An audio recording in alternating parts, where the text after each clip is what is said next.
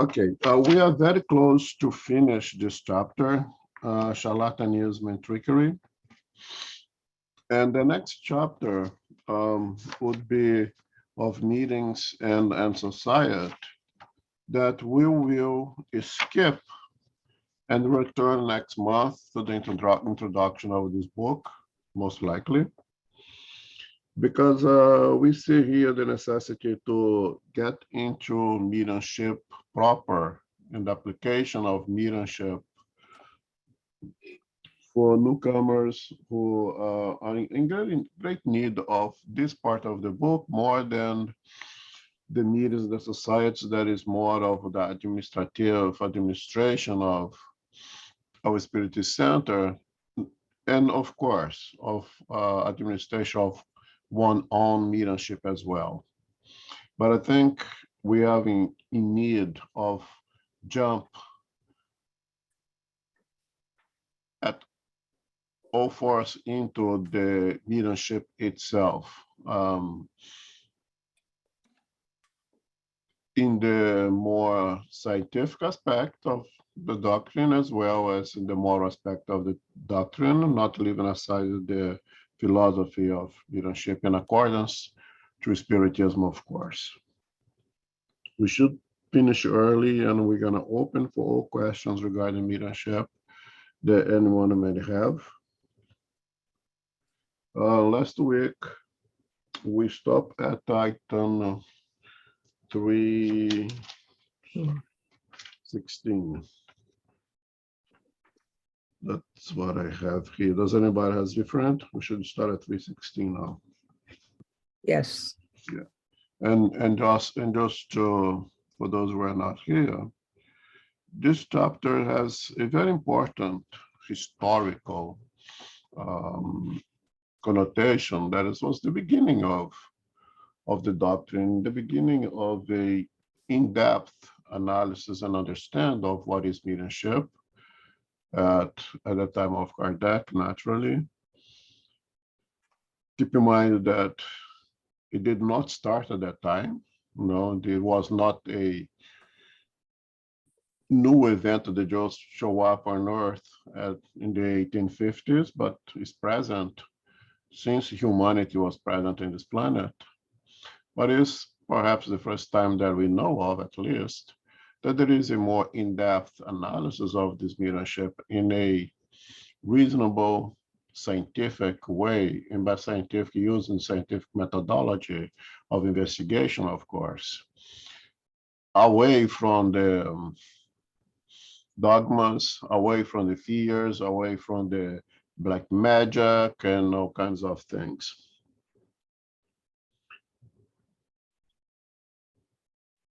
And what Kardec puts in this chapter here basically is, once he got into the studies of this phenomena, when he understood there was indeed intelligence forces give intelligence response, making use of objects, he started a scientific investigation of this. Well, a table is giving intelligent answer to intelligent questions. As much as I know, a table does not have a brain. There is something behind this table providing those answers. What is it? Let me try to figure it out. And naturally, in this process, in his investigation, free of biases, he found a lot of fraud. He found a lot of frauds. He found a lot of charlatans take advantage of our ignorance and our ignorance. And in this chapter, he puts them all out. And we see here, which primarily my personal opinion is of a historical information to us, that fraud does happen. And as he put himself in this book, it's true there is a lot of false wines out there, but it does not eliminate that there is also true wines out there. There is liquids borrowed, labeled wines that never saw a drop of grape in its life.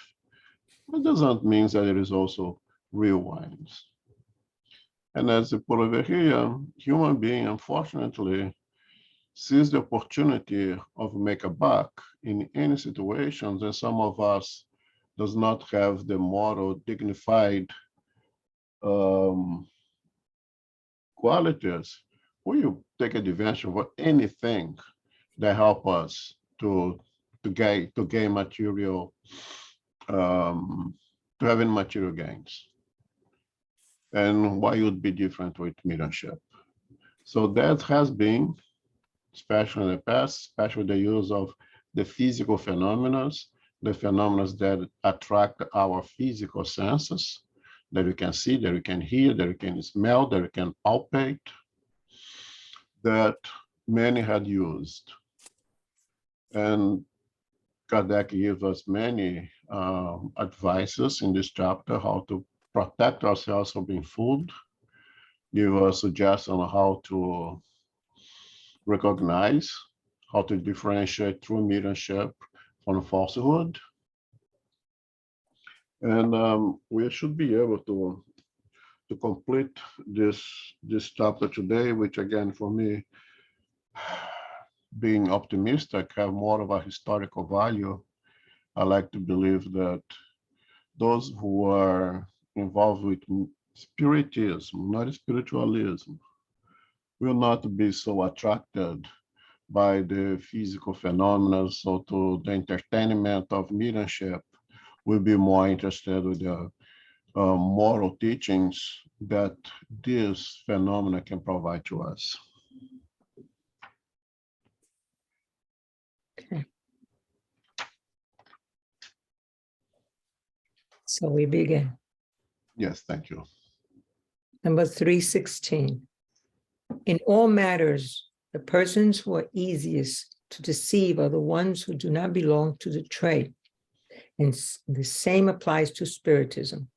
Those who are unfamiliar with it are easily fooled by appearances, whereas a preliminary and careful study, not only of the causes of the phenomenon, but also the normal conditions in which they may be produced, would initiate them into the subject and furnish them the means of recognizing fraud. You can go ahead and read the next one. 317. Fraudulent mediums are justifiable, stigmatized in the following letter, which we have reproduced from the August of 1861 issue of La Revue Spirit. Paris, July 21st, 1861. Dear Sir, one may disagree on certain points and thoroughly agree on others. I have just finished reading some considerations on page 213 of the last issue of your magazine concerning fraud involving issues of spiritual or spiritist experiments. Considerations to which I am happy to have fully dedicated myself. Consequently, all confusion about theoretical and doctrinal matters has disappeared as if by magic. I am perhaps not as severe as you are with regard to mediums who worthily and properly accept remuneration to make up for time dedicated to experiments, which are often long and tiring. However, I am as severe as you, and it is impossible not to be so, with regard to those who resort to deception and fraud to compensate for when the promise and hope for the results are absent or insufficient. Mixing truth and error when dealing with phenomena precipitated by the intervention of spirits is simply disgraceful, and a medium would have absolutely no moral sense in thinking that he or she could do so without scruples, as you have observed perfectly.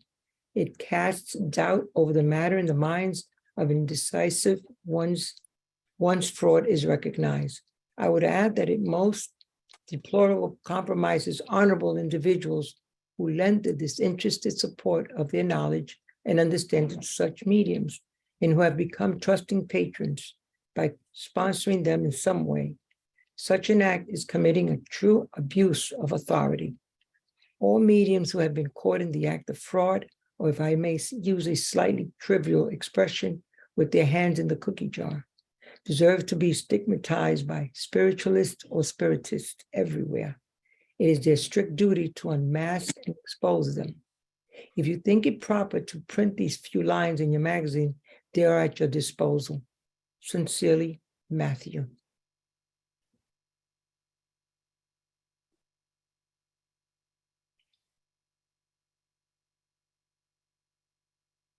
Sorry. So item 316 basically tells us the need to educate ourselves. Okay, that no matter the person who are easiest to deceive are the ones who do not belong to the trade. If you don't know about that specific science or trade, it's easy to be fooled by it because you don't have knowledge. As we are spoken last week, in order to able to tell what is untrue, you have to have a good idea of what's true. Otherwise, how can you say that's not factual if you don't know what facts are, right? So in order to being able to differentiate significant true mediumship to falsehood, one has to have at least a good idea of what mediumship is. Okay. Then at the time of Kardec, and we're going to see the next topic, that they employed lots of techniques to produce false mediumship, false physical phenomena. Most of this here is dealing with physical phenomena, okay? And at that time, without the technology that we had today, there was enough already good illusionists that could create the illusion of a spiritual phenomena. Could we imagine today if people were interested in the phenomena as they were in the 60s, that, in every corner of Paris, there was a séance taking place? What could not be done in terms of creating the illusion of true mediumship, of true spiritual phenomena, with all that we have available to us in terms of technology? It would be absolutely bizarre. We could really not be able to investigate as carefully as Kardec did, with so much techniques and technology available for charlatans today. Even at the time of Kardec, there was people were smart enough to create those illusions. That was hard to deceive, but they were not smart enough to deceive Kardec and those who are truly interested in real mediumship and who had educated themselves a minimum to differentiate true from falsehood.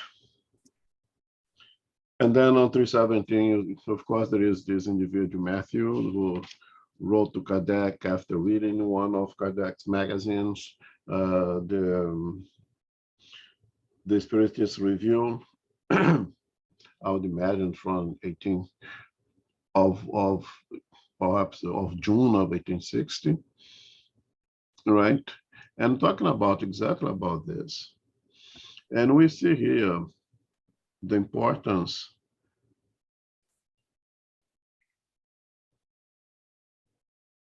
of being able to recognize those things in order to protect ourselves, we who are interested in the phenomenon, in order to protect the true mediums who are interested to provide true mediumship, and in order to protect the doctrine as a whole. Remember, the whole doctrine is, you could say, a product of mediumship.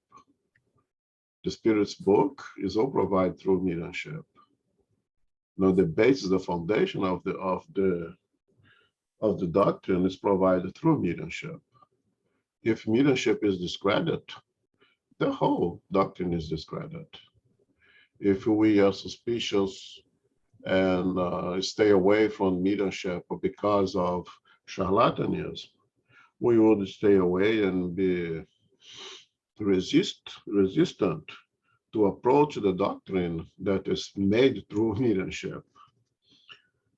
So charlatanism, trickery, falsehood is a very dangerous thing in every trade also, but especially in spiritualism, especially dealing with things that come from the spiritual world because of all the dogmas, because all the black magic and all things associated with it, and because of our atavisms, right? We human beings who come from a past and where this is a thing of the devil, this is something that must be avoided.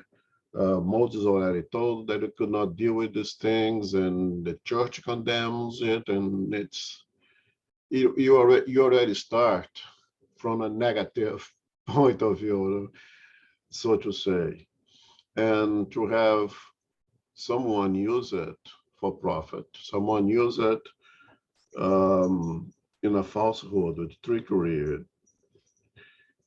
places a very heavy load for the doctrine to overcome. So it's something that we really need to combat to the best of our abilities. And this matter puts us here is that I'm perhaps not as severe as you with regard to mediums who worthily and properly accept remuneration. But I cannot in any way accept those who who use falsehood, who use fraud,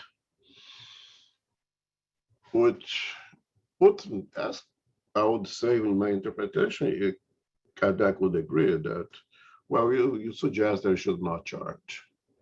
But we kind of understand that if it's done honestly, if it's true indeed mediumship, we can actually understand someone. We don't agree. We don't think it's good. I think it's definitely a red flag.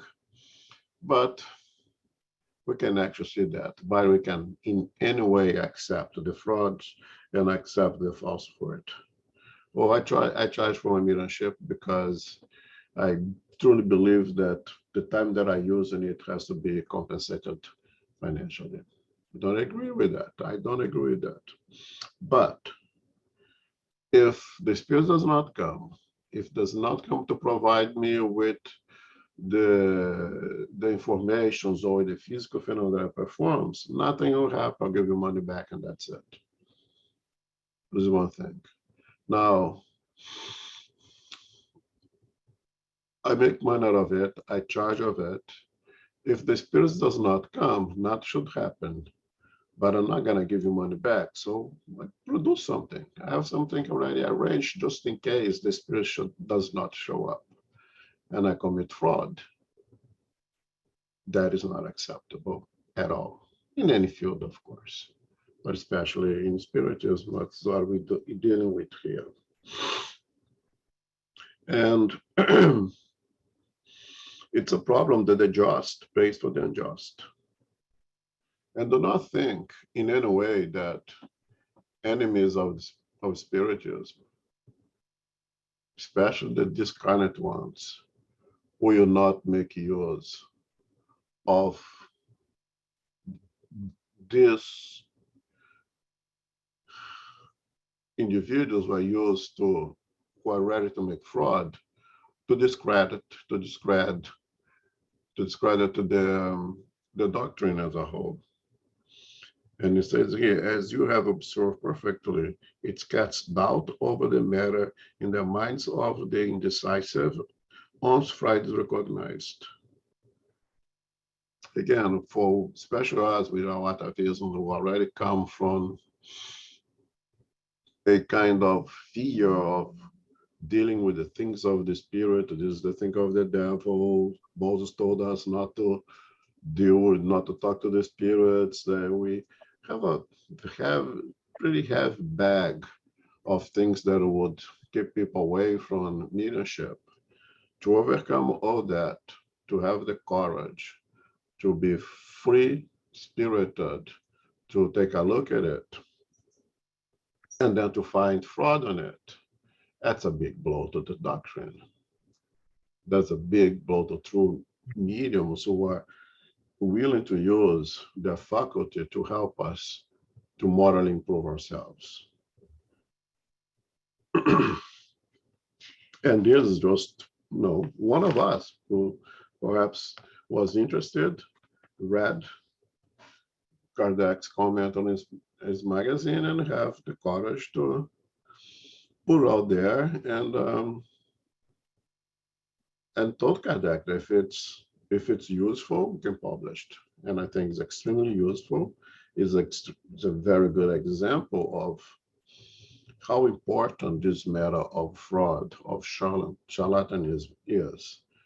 If one of common Johns and mayors out there reads it and comments, it's because it represents all of us.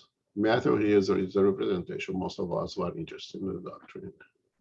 And Matthew here is a representation of those who have to stay away from the doctrine because they have encountered fraud.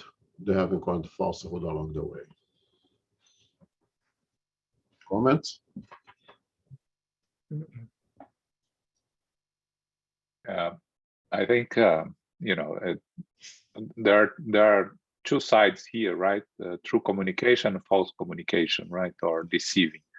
But there is something that it's not addressed here, Kardec addresses in other parts of the book, which is true communication, but deceiving. Meaning, a deceiving spirit communicating through a medium that is not careful enough to analyze the communication, right? And the medium is deceived and can deceive others out of good intent but lack of knowledge, right? And that's not addressed here. But that's I think nowadays it's probably a bigger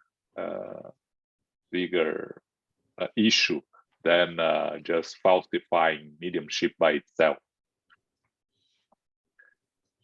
Yeah, one of the things here that if you noticed, the whole conversation is about mediums.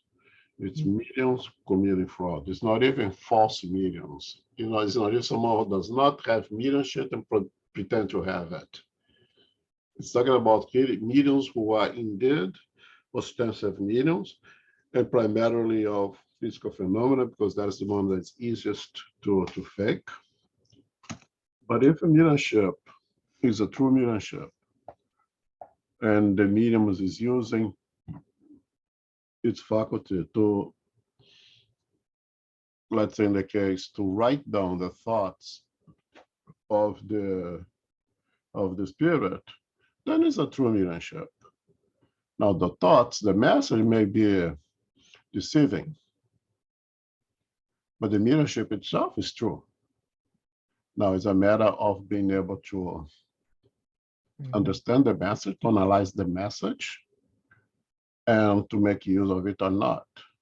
And then it comes to the issue that I have discussed here with Kardec, with the means of identification of spirits, the means of choose what is useful, what's not useful. And if a spirit comes to a medium and tells the Jesus was a fraud, that Jesus was sent by the devil and things, and it's a true mediumship. A true phenomenon is a true phenomenon.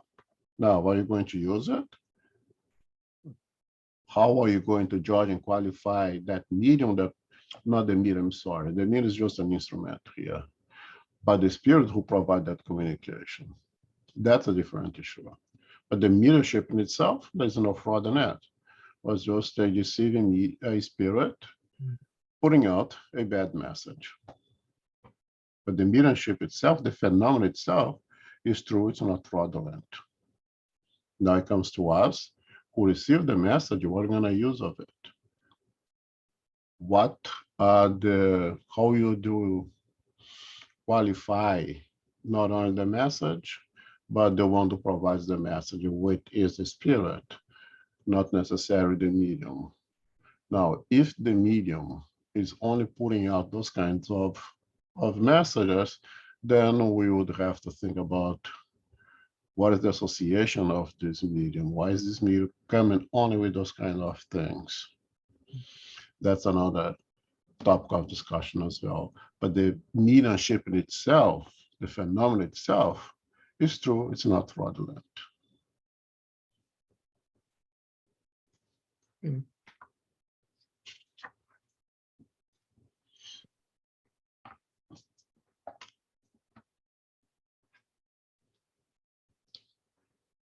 All right? Okay. We'll continue. 318. All spirit phenomena are not equally easy to imitate. There are some that obviously defy every skill of illusion, particularly those involving the movement of objects without contact, the suspension of heavy objects in the air, raps heard in several places at once, apparitions, etc., except by trickery and collusion. That is why we have stated that in such a case, one must attentively observe circumstances and especially take into account the character and the situation of the persons involved, as well as their objective and interest in being deceptive. This is the best of all controls because there are circumstances that remove all reason for suspension. Therefore, we think one should at first distrust whoever makes a spectacle or object of curiosity and amusement of these phenomena, or whoever claims to produce them at will and at the appointed time, as we have already explained. We can never repeat too often that the concealed intelligences who manifest can be offended and want to show us that they also have free will and not subject to our whims. It is enough for us to point out a few subterfuges employed, or which may be employed in certain cases for good faith observers to guard against. It would be a waste of time to try and dissuade those who insist on passing judgment without having delved into the matter.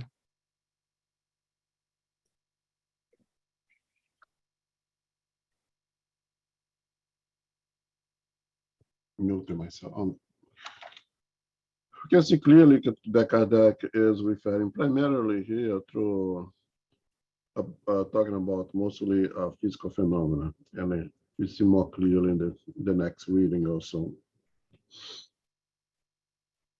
Again, the physical phenomena are the ones that catch our physical senses, that you can see, that you can hear, that you can smell, that you can touch, and therefore that's what will attract the majority of the population that's not very much interested in intellectual, intelligent phenomena, that is meant to attract our intellect. We are easily attracted by physical things, and it's natural, right? It's very natural. And therefore, those who seek to gain something from it, being monetary, being of social status, being of any nature of material gain, will seek to make use of physical phenomena more than anything else, which puts upon us the responsibility to do a serious investigation before accepting, before agreeing with all those things. And Kardec says over here, that's why we have stated that in such a case, one must attentively observe the circumstances and especially take into account the character and situations of the persons involved, as well as their objective and interested in being deceptive. And as Kardec put in the beginning of the chart of this chapter, it's very unlikely that one person would put the effort to create a deceptive movement, to create a fraud, without expecting some gain, and usually financial, usually monetary gain. And one of the reasons that we suggested mediumship should be free of the desire for profit. Okay. And also that what she could always told us, the telephone rings from there to here. And spirits are not employed by us in most cases, in general. There are always exceptions. Okay, we have some books that deals with those exceptions. The domain of mediumship, there is a chapter that deals with that.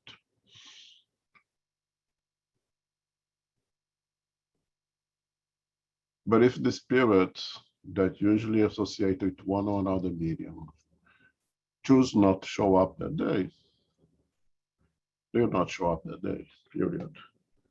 And as Kardec put over here,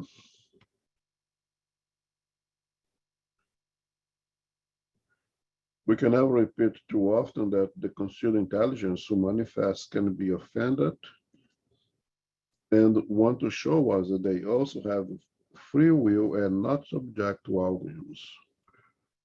So I cannot guarantee that, let's say if a medium who performs painting, we have some cases in Brazil that mediums are able to create pictures, paint, through mediumship. And there is a famous case of one of those mediums. I don't remember his name here. Who in one interview he used the word "I" in relationship to producing those pictures, and that interview was done in the morning, and he was supposed to provide some of the work in the evening.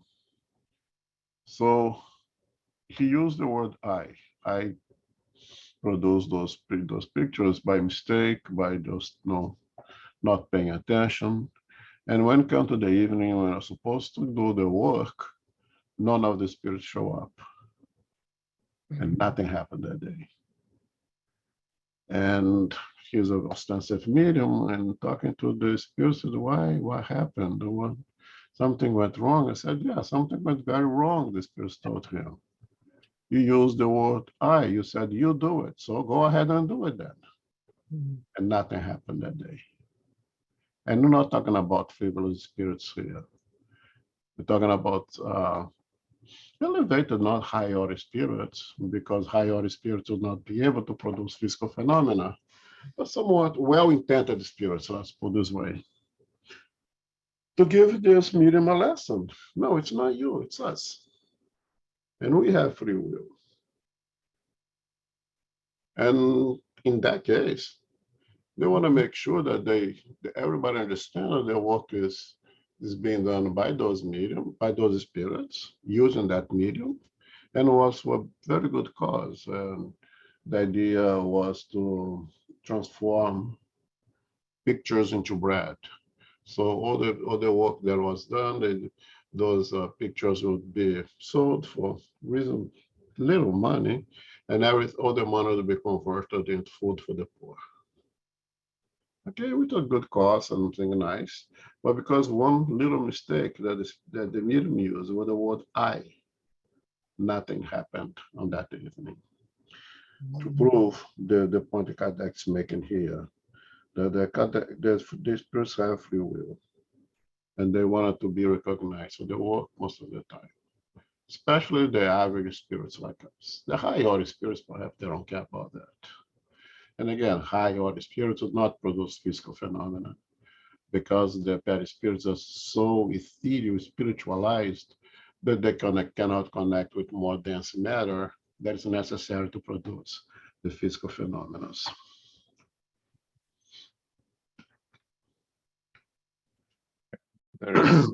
There is also the story of Divaldo, right? His first public lecture, right? Mm-hmm. The first and second, actually, right? That when he was 19, 20 years old, he was invited to speak at the Spiritist Center, and and he went there, and he prepared himself, was very successful, and they asked him to come back the next day, and he was so happy with himself and proud with the assistance of the spirits that he was, he's an ostensive medium, he see the spirit. That on the second day there was double the number of people, and he went there without any preparation, and then he gets up there and the spirit doesn't show up, the mentor, and he's look at the public and he has nothing to say. And then the spirit comes to him and says, this is to show you that you have to do the work. We will help you if you do the work. We are going to help you today because we, out of respect to all this public here, but this is the last time we are going to help you if you don't prepare yourself. And he continues to prepare himself 70 years later, right? Yeah. Very important. And that is one of the things that Kardec emphasizes, that the spirits are us without a physical body. Have the free will, have the pride, have the objectives, and need to be respected. At the point that I say, at 3 o'clock, the spirit's going to provide the communication, is going to tell us this and that. How can you guarantee that it's going to happen? And if it does not happen, are you honest enough to say, sorry guys, nothing happened, nobody showed up? As that medium was able to do that day, there was no painting. He said, sorry, I tried, concentrate over here. I don't know what's happening, it's not, but nothing is happening. Since he did not charge anything anyway, he didn't have to give any money back. But let's suppose that you did charge, I don't know, $10 per person and 100 people show up. Would you give that money back? Would you prepare to have a plan B ready just in case the spirit did not show up? That's one of the questions that you have to keep in mind in why charging for mediumship is a red flag. Is it a crime? Perhaps not. A definite red flag.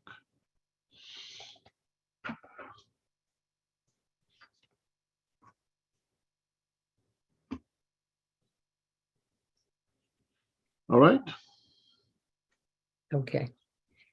Number 319. A common phenomenon is that of raps produced within the wood, and which may or may not be accompanied by movements of the table or other objects being used. It is one of the easiest effects to imitate either with foot contact or by causing the furniture to produce small crackling noises within it. However, there is a special little maneuver that one should be forewarned about. The hands can be placed close together flat on the table so that the thumbnails forcefully support each other.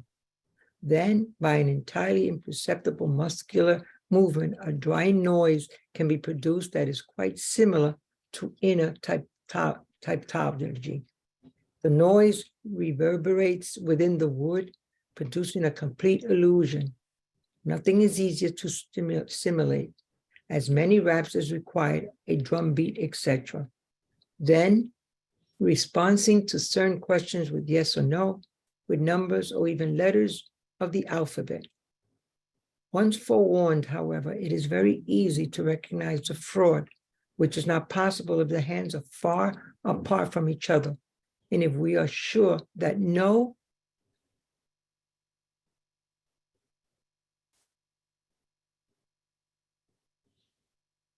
other contact. Oh, wait a minute. Yeah, no other contact. Okay, no other contact can produce the noise.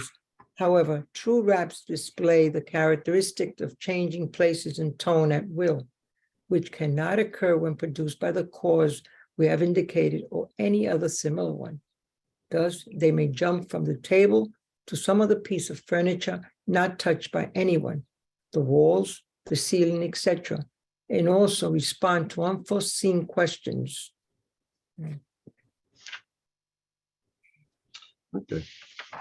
I think the only value here of this passage is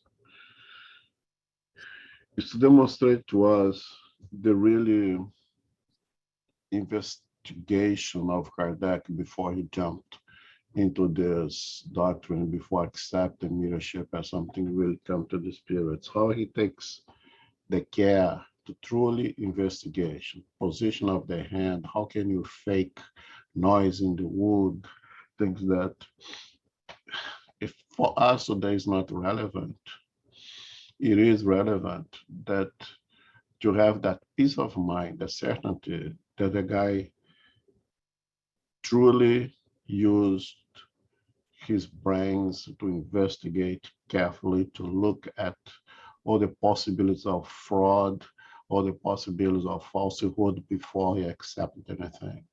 Again, come from his suggestion, you're better off rejecting 10 truths than accepting one lie. That's something deep for us to think about it. And it seems to me here, when he goes through all this trouble of investigating all those phenomena in different sciences, in different places that he did the investigation of the phenomena that was happening at that time, discovered a lot of frauds, discovered a lot of ways that was perhaps easy to catch, or not so easy to catch. And again, I just keep imagining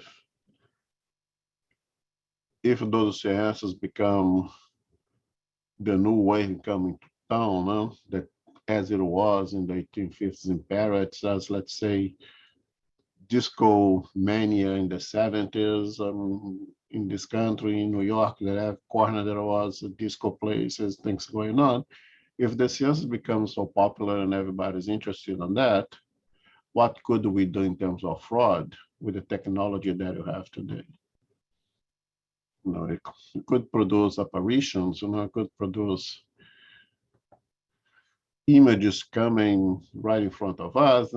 I think today we, because of technology, would be more skeptical of, I think, perhaps even more than at the time of Kardec. But at the same time, I think we could, the charlatans out there, the people willing to make a buck out of our ignorance, would make a lot of money, be very profitable with all the technology available to create all the physical, pseudo-physical phenomena that could happen.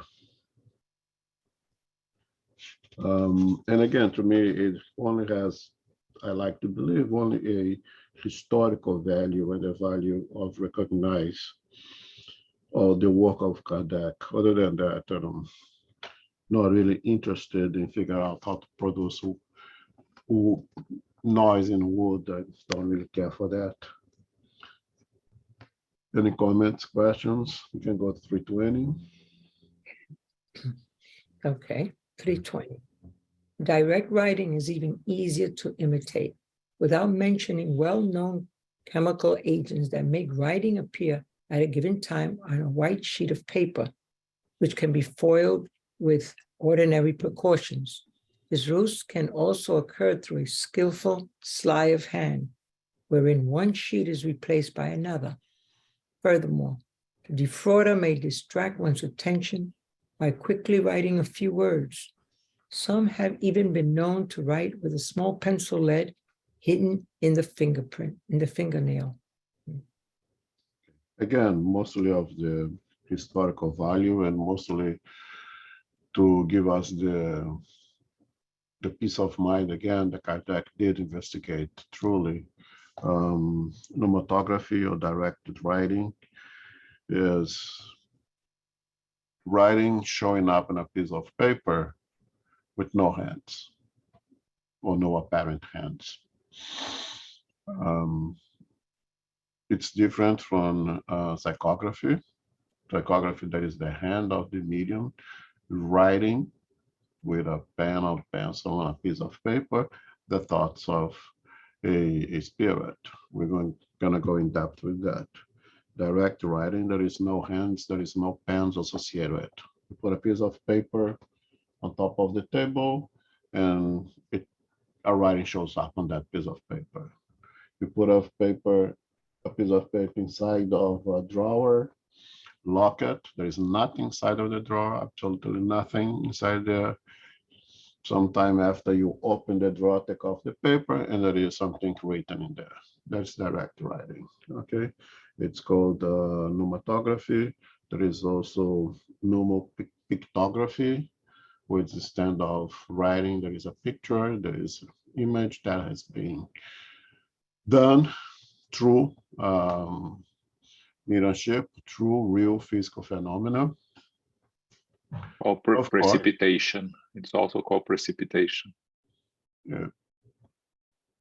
Yeah, but there is also the charlatans that will fake it. And Kardec takes the care of investigating, differentiate, and even show us how it's possible by use of some chemicals and this and that, which I have no interest on that as well, but places to us the necessity of being careful before accepting everything. Again, rejecting truth before accepting one lie.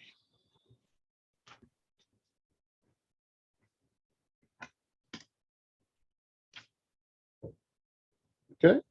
Okay. 321. Quotations also lend themselves to sleight of hand. One can easily be deceived by a more or less dexterous, even unprofessional magician. In number 96 above, we stated that spirits themselves determine the exceptional conditions under which these appearances can occur, so that we may conclude that any willful and easy obtainment should at least be considered suspicious. The same applies to direct writing. So quotation is apparition of objects. Through a quotation can bring an object from the spiritual world and present it to us in a sense that everyone in that space will see it, not only mediums, not only mediums of visual effects. If it's a physical phenomenon, again, it attracts our physical senses. I don't have to be a medium of a seeing medium in order to see something. Everyone will see. That's what makes it physical. And the portation is one of those abilities. Can people fake it? Can easily imagine that it's very possible to do so. We see magicians, you see illusionists on TV, on real life shows producing that all the time. Are they fraudulent? Of course not. They label themselves as magicians. They label themselves as illusionists, and they do perform entertainment, which is very valuable and good. The problem is when they say that it's come from the spiritual world. That's what constitutes fraud.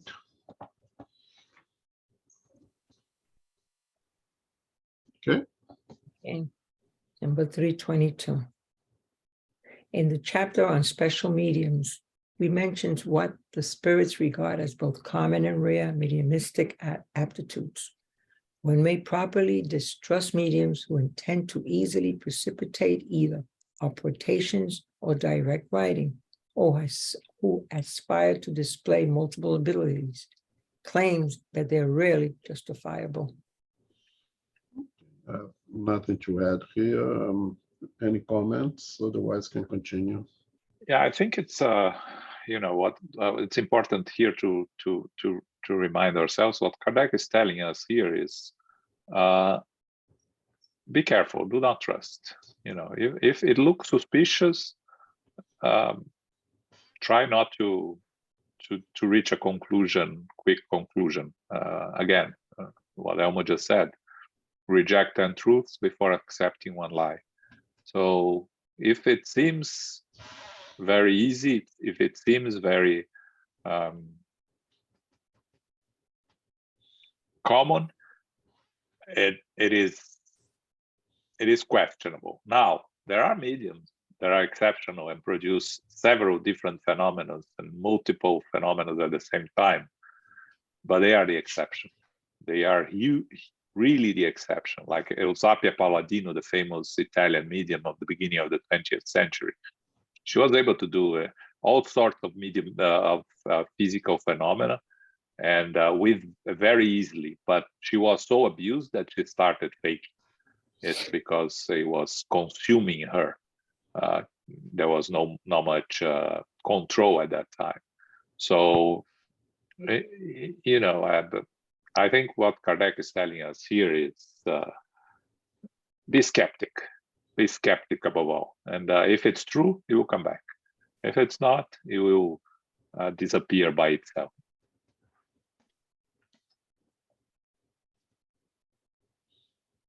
Okay. 323. Depending on the circumstances, intelligent manifestations offer the greatest guarantee against fraud, but even these are open to be imitated. At least regarding banal and commonplace communications, some think that there is greater safety concerning mechanical mediums, but not only with regard to the independence of ideas, but also against deception. This is why certain persons prefer physical intermediaries. Nevertheless, this is a mistake, for fraud slips in everywhere. We know that with enough dexterity, with even a writing basket or planchette can be directed at will, giving it all the appearances of spontaneity. What removes all doubts are the thoughts expressed by the medium, whether he or she is a mechanical, intuitive, auditorial, speaking, or seeing medium. There are communications of this type that are so far beyond the ideas, knowledge, and even the intellectual reach of the medium that it would be necessary to be artfully mistaken to attribute them to the medium. We realize that charlatanism can be very skillful and resourceful, but we have never known it to have the gift of transmitting knowledge to the ignorant or intelligence to someone who does not have it. To sum up, we repeat that the best guarantee is in recognized morality of the mediums in the absence of all causes of material interest or vanity that can stimulate them to exercise their mediumistic faculties, because these same causes can lead them to simulate those that do not actually possess. Okay. So usually we'll put a little line underneath the things that I think is important that we should talk about.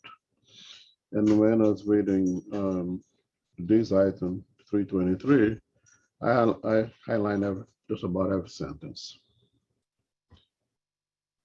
I think it's the absolutely complete summary of this whole chapter. Here, the important thing here that differentiates from the rest of the items is the Kardec's bringing the intelligent phenomena outside of the physical phenomena.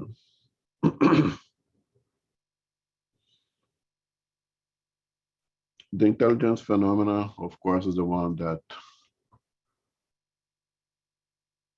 attracts our intellectual senses, that is usually psychography or a psychophony, okay, that will attract our intellect. We have to think, have to receive the message and interpret, analyze it, and this message may be written or may be spoken. If it's spoken, it's a psychophony. If it's written, it's a psychography. We are going to go through all those differentiations as we study this book again. But even those, less often, but it can also be faked, can also be fraudulent. And again, I want to make a differentiation of the mediumship being fraudulent, be deceiving, then the message be deceiving. Okay, we want to make that differentiation. The message may be deceiving, but the phenomena is not.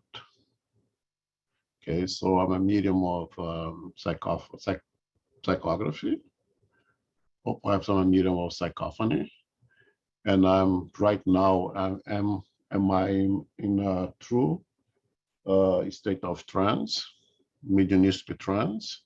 And what we are hearing right now It's not my thoughts, it's thoughts of a spirit. Okay. And I'm putting out the thoughts of spirits. And it's a true intelligent mediumistic phenomena.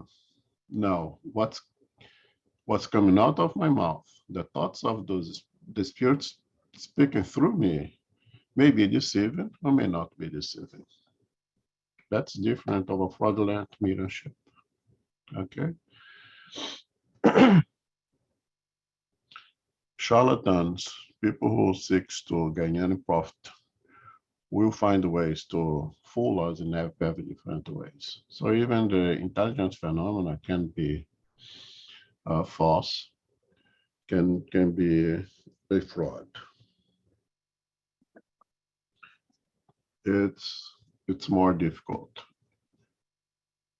and it's more difficult for us to recognize. Then the chapters of identity of spirits, the chapters of giving value to messages become extremely important, because those are the ones that carries the most dreadful consequences to us. If I am true medium and somehow you trust that the spirits that speak through me are telling the truth, and I'm putting out false informations, I put everyone in great jeopardy of accepting falsehoods. While the physical phenomena carries more of an entertaining effect. You go over there and you see the apparitions and you see the levitations of the mediums floating in the air, and even if it's if it's real, so what? You see it, you go next week, you see it again, and you applaud it again. Unlikely you go the third time. I see once, I see twice, that's enough. You know, it's entertaining, it's fun, but I don't need to see it again. Now, the falsehoods of ideologies, the falsehood of false moral context, those that carry significant consequences. So they are a lot more dangerous and you have to be a lot more careful. And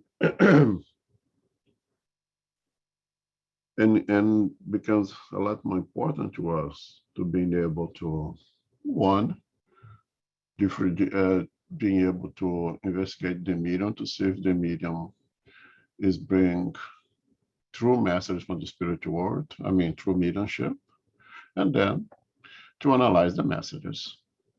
Again, have to be able to differentiate the messenger from the message, right? The mailman who brings the mail and put on mailbox, you don't really care who he is or who she is. You only care for the message inside of that mailbox. You know, if it bills, you give it back to him. You don't want it. If it's a cash or money for it to cash, you keep it, right? But you don't really care who is the mailman, who is delivering the letters. In mediumship, it's different. You'd care the character, the moral character of those mediums, because in general, no, tell me who you are and who your friends are, I can tell who you are. No, and tell you who your friends are, and I can tell who you are. A good tree can only produce good fruit, and a bad tree cannot produce good fruit. So have an idea of the moral qualities of the medium is important as well.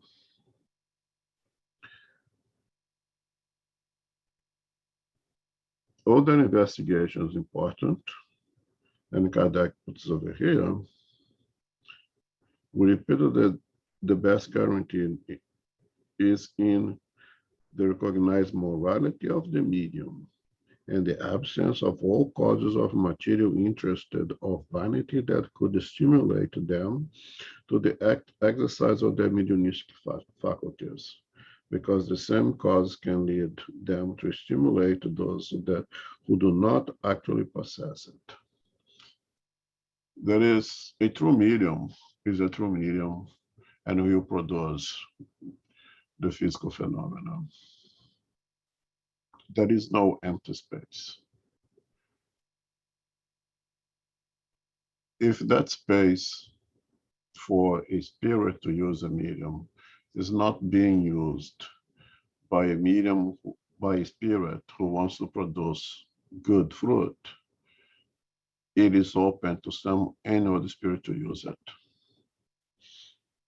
And there are lots of spirits ready and willing to use that space to put out their own ideas. Now, what's their ideas? We are spirits, all of us here now, going eventually to end up in the spiritual world. And all of us in this planet, not all of us sitting here talking about this right now, right? And if you look around today, if that space is used to anyone who wants to use to provide us message, we can imagine that we're gonna be washed, showered with a lot of garbage. Because most of us don't have anything good to offer in terms of messages.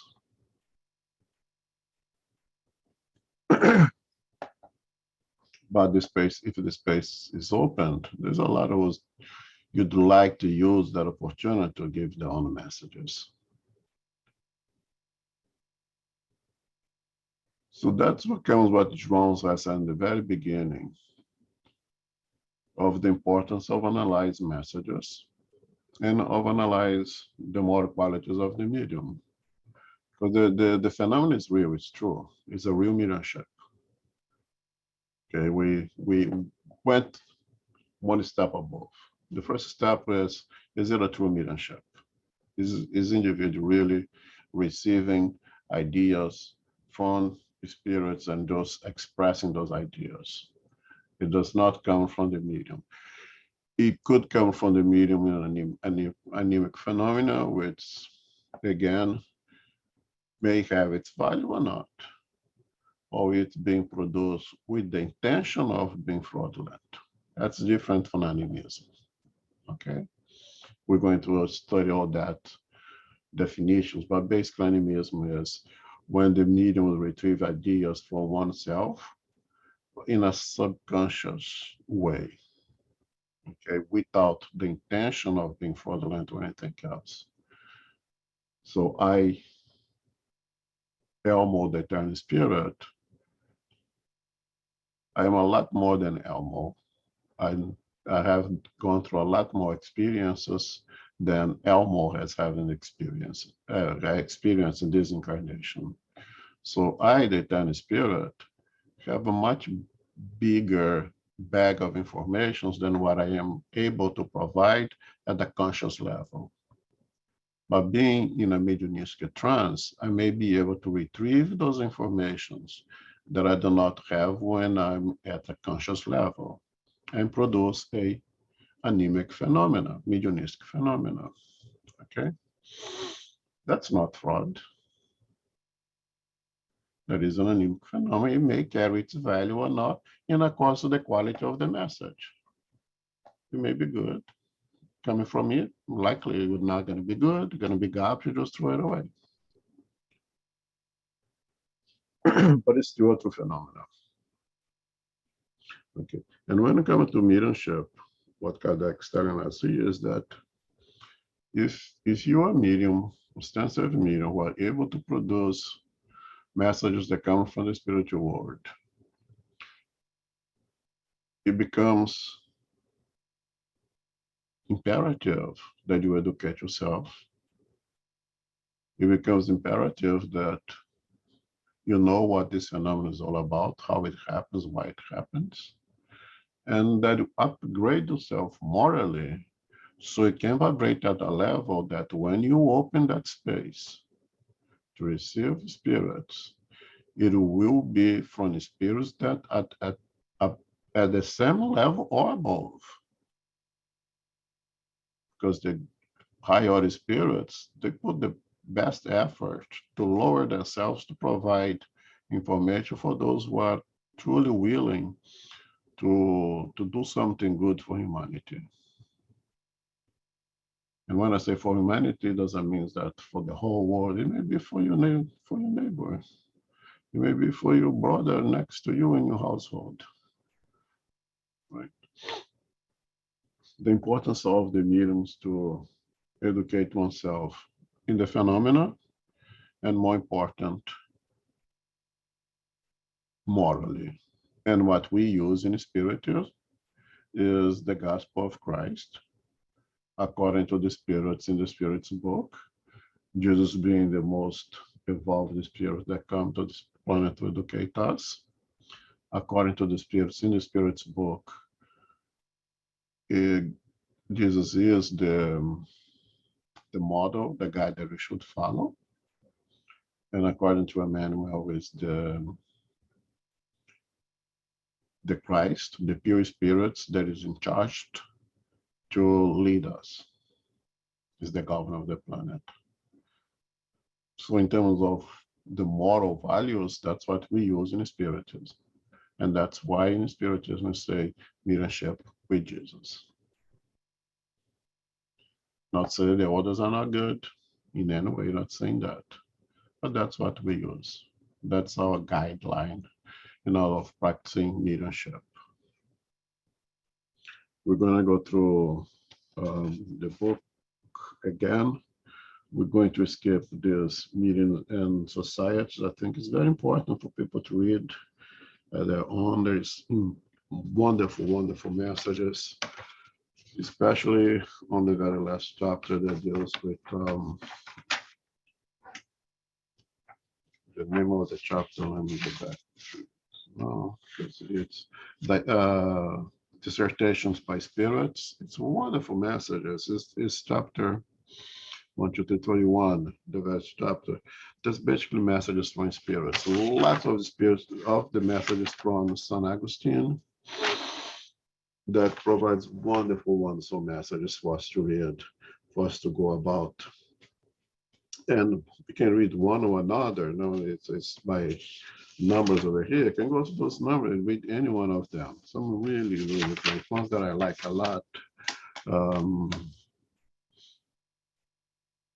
Number 6, I mean, why do I like a lot? I don't know. It's just, I checked here once I read again. That I always put my book is Freedom of Marks over here, and it's a very nice one. And it's number 6. Now, can you read for us, Zoraida? Number 6. Okay. Do not be alarmed by certain obstacles or controversies. Do not torment anyone by persistently trying to convert him or her. You will persuade disbelievers only by your disinterestedness, tolerance, and charity toward all, without exception.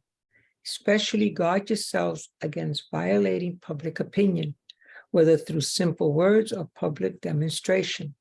The more modest you are, the more you will win the appreciation of others. Let no personal motive lead you to act, and you will find within your conscience a force of attraction that produces only goodness.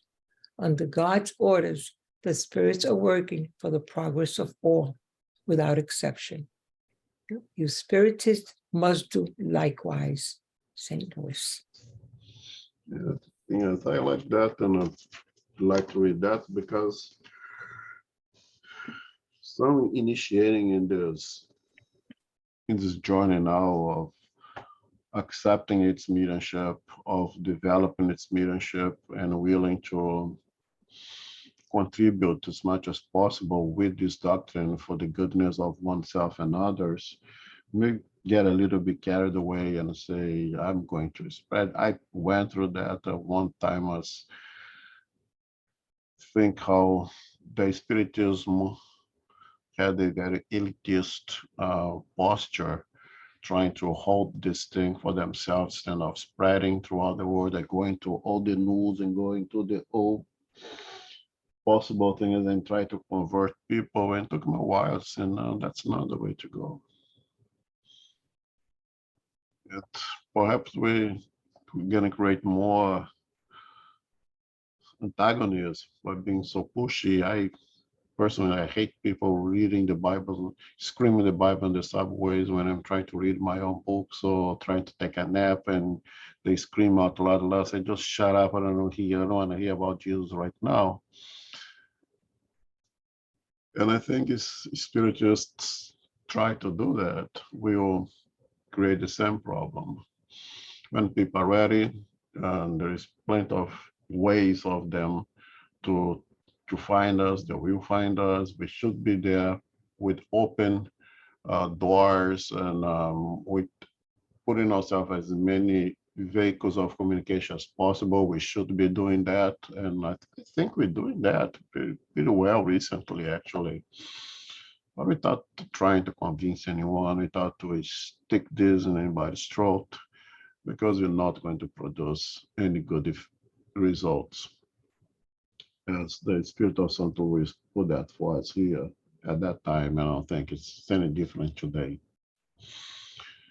But work out of interest, work for the sake of work and doing the good that you can, and use that faculty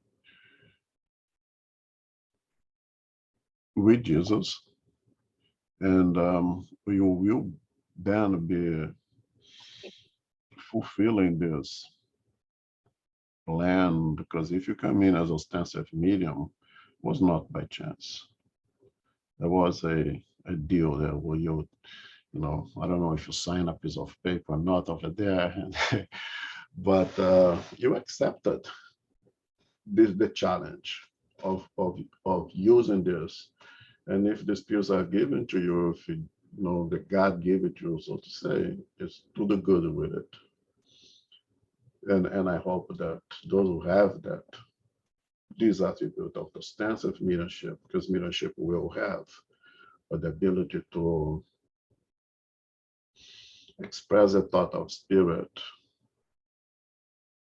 that you do it with Jesus, and will do to the best of your ability, and not trying to convert anyone, to convince anyone, but being available to serve the best possible way. Now we open for questions, comments.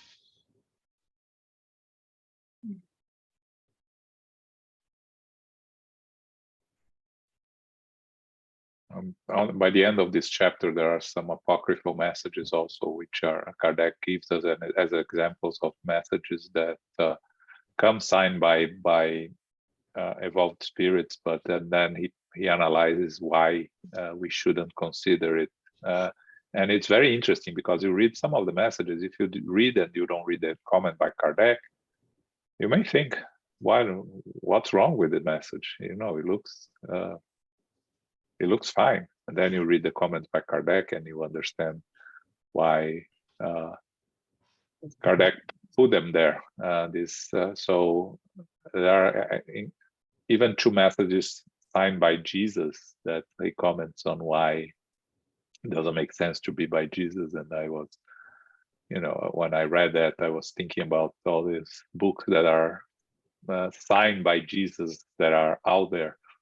And, you know, these two messages that are here are even more profound actually than the ones that the books that are produced by Jesus nowadays. So it's there for those who are curious to read and learn and understand. But unfortunately, people easily get impressed by names and by signatures and by the phenomena without taking into consideration if they are true or not. And it's, at least for me, it's not easy to not go through the complete book. The work of Kardec is, of course, I'm biased, but it's just amazing. And the reasoning behind of everything is amazing. So I do suggest that go ahead and read and bring the questions, Q&As that we have. And we are skipping this very end because it doesn't deal with mediumship proper. And I think there is a need for us to go back into mediumship proper and deal with the phenomena itself right now. But this is not less important at all. I really strongly suggest everybody to read that. For one thing, it's wonderful reading.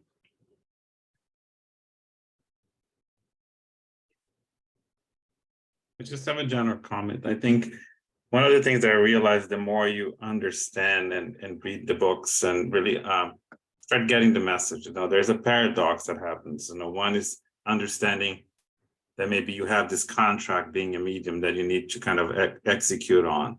But the other, the more you understand, there's a sense of responsibility that you acquire, right? Like what you're doing, it's important, and you want to get this right. And it's sort of like it's to some extent scary, right? Because there's the anemic communication, it's natural, but you also make sure that you're doing the best you can to bring the message of a spirit. And I think the more you understand the doctrine, you can be afraid, but also there's a bigger sense of responsibility that falls on you. As a medium, I think that the more you get involved in things, it's a paradox, I think, that you have to live through and sort of work out in your own way. Yes, and I think it's a wonderful thing that the medium may think like that a medium has that care, because it demonstrates the intention of the medium of use it properly. It demonstrates the intention of the medium to use it as something to really benefit oneself first. Okay, that's not selfishness. Oneself first, and then spread that goodness to others. Because a careless spirit a medium would not even bring that to their thought. We just put out there inconsequently. When you start thinking of consequences of your act, it means they really care for it. And as you start the work, you become more and more and more comfortable. Jean always uses one of the example of one of our meetings. We spent almost 2 years sitting on the mediumship, in the mediumship meetings without producing any effect because of that extra careful, extra fear of, or maybe this is anemic, maybe it's not really from the spirits. But once they let go of the fear, become a very productive medium, was able to help many spirits for the kind of work that we do, and was able to produce some wonderful messages. One has to take chances, of course, okay, and that is the importance of doing the work in a safe environment, in a protected environment, in an environment that you are totally comfortable that I can open myself here to the spirits because I trust not only the physical environment, but more important, the spiritual environment. And I'm surrounded by more experienced mediums, by people who can guide us and help us along the way. But I think it's good that a medium have that state of mind, have that little fear in mind that will disappear as one starts to work. Makes sense.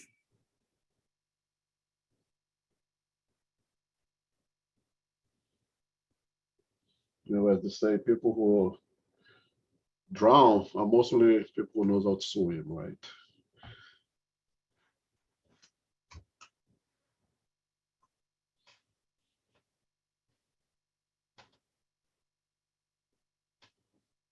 Any more comments?